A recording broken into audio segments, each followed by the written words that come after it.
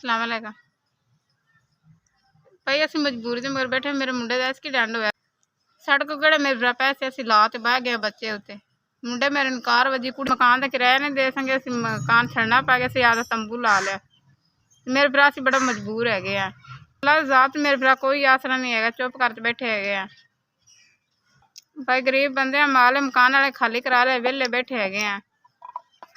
ਪਾ ਕਿਰਾਇਆ ਨਹੀਂ ਦੇ ਸਕਦੇ, ਮਕਾਨ ਖਾਲੀ ਅਗਲੇ ਨੇ ਕਰਾ ਲਿਆ ਹੈਗਾ ਤੇ ਬੈਠੇ ਆ ਚੁੱਪ ਕਰਕੇ। ਕੋਈ ਆਸਰਾ ਮੇਰੇ ਭਰਾ ਨਹੀਂ ਬਣਿਆ। ਜਗ੍ਹਾ ਗੰਦ ਕੂੜਾ ਹੈ ਕਿਹੜਾ, ਅਸੀਂ ਗੰਦ ਕੂੜਾ ਪਿੱਛੇ ਹਟਾ ਦੇ, ਇੱਥੇ ਤੰਬੂ ਲਾ ਬੈਠੇ ਆ ਬੱਚਿਆਂ ਨੂੰ ਲਾਏ ਤੇ।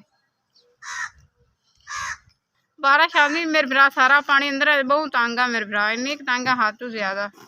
ਬਸ ਸਾਡੀ ਮਦਦ ਕਰੋ, ਸਾਡੀ ਬੜੀ ਮਿਹਰਬਾਨੀ। ਅੱਲਾ ਮੈਂ ਤੁਹਾਨੂੰ ਇਸ ਨਾਲ ਜ਼ਿਆਦਾ ਦੇਵੇ।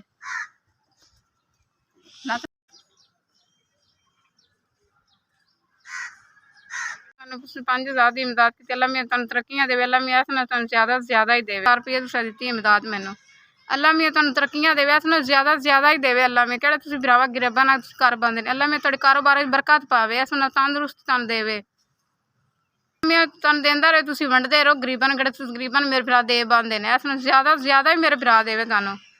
ਤੇ ਤੁਸੀਂ ਇਮਦਾਦ ਕੀਤੀ ਮੇਰੇ ਭਰਾ, ਤੁਹਾਡੀ ਬੜੀ ਮਿਹਰਬਾਨੀ।